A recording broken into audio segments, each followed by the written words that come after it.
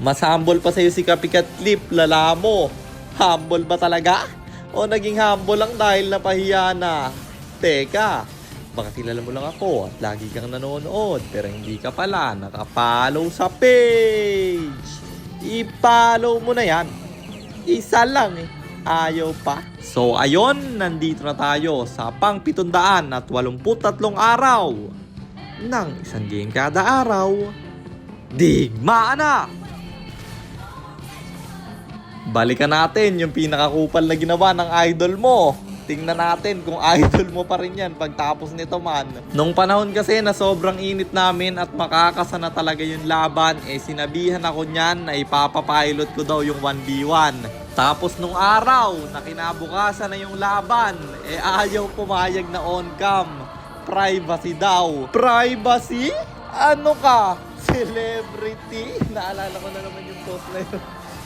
Mag-scroll kayo sa mga idol pa rin si Cap Clip. Inuulol-ulol na lang kayo niyan. Paniwalang-paniwala pa kayo. Isipin mo pagbibintangan ako na ipapapilot ko daw tapos siya yung ayaw pumayag na on-cam. Ang purpose lang naman ng on-cam para makita na kami talaga yung naglalaro. Yung mga palaging nanonood sa akin, alam kong alam nyo na to. Pasensya na kung nauumay na kayo kasi meron na namang mga naniniwalang bago sa kanya Yung mga hindi alam yung tunay na nangyari, tapos sasabihan na naman ako mayabang, ako'y gumanti lang naman. Masyado na namang umahaba. Balik na muna tayo sa game. Road to 60 win streak pala to. At ang role namin, core, gold, pati na mid lane. Hanabi yung pinik ng golden dahil naban yung Mia. Second pick kasi kami. Kapag second pick kami, binaban ko na lang yung Mia kasi baka ma-first pick pa ng kalaban. Alam naman natin na mula nung pinauso ko yan, ang dami nang gumagamit yan. Kung dati sa low rank mo lang makikita yung Mia at Saber, ngayon nasa high rank na ya, pina-first pick pa. Kaya kung sa high rank na ipanglalason yung mga hero na to, paano pa sa low rank bro? Ayokong malason guys. Mas pinipili na lang namin yung open yung Digi Estes kaysa sa Mia. At ang isa pang pinakamahirap kalaban guys sa trio solo yung Hirara. Sobrang hirap kalaban yan kapag marunong yung gumagamit. Yan yung dalawa sa kadalasang binaban namin. Bali prayo ba namin yan kapag second pick kami. Tapos kapag first pick naman kami, Beleric tas Hirara yung binaban namin. Dito kasi sa Legend, 4 pa lang yung ban. At kadalasan sa aming tatlo, 2 lang yung napupunta sa pwedeng magban. Di ba kapag first pick ka yata, hindi ka magbaban. Kaya naman, itry nyo na rin tong strat namin. Saber, Kadita, pati na Mia. Yun lang yung kailangan yung iban. Yung 2 na yun man. At sobrang haba na naman na naging daldalan. Hindi na natin namalayan na natapos na pala yung laban. Kaya panalo na naman tayo.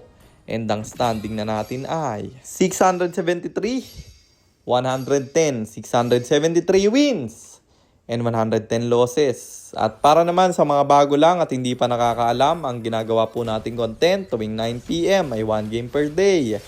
Trio rank game. At ang goal natin sa content natin na to ay mag 100 win streak bro. Yun lang, sana meron kayo natutunan. Kung meron man, pakishare lang. Then after nyo i-share, mag-comment rin kayo ng pa-shoutout para ma-shoutout ko kayo sa mga next nating content. At i-comment nyo na rin ang inyong mga katanungan kasi baka malay mo sa next nating content, comment mo naman ang mapili ko. At para naman sa mga gustong magpapilot ng ML account, mag-PM lang kayo. Nagre-reply ako at syempre, may bayad yon. Kahit hanggang anong rank, pwede nyo ipapilot kahit anong hero. Pwede nyo ipaspam basta may additional payment pag magpapaspam kayo ng hero. At yun lang guys, sana nag-enjoy kayo sa content natin na to. At shoutout sa iyo Philip Makapagal, kay Joshua L. Estacion, kay John Paul Batinga at kay Adrian Gekana. Maraming salamat sa inyong suporta. Mag-iingat kayo palagi. God bless! Paalam!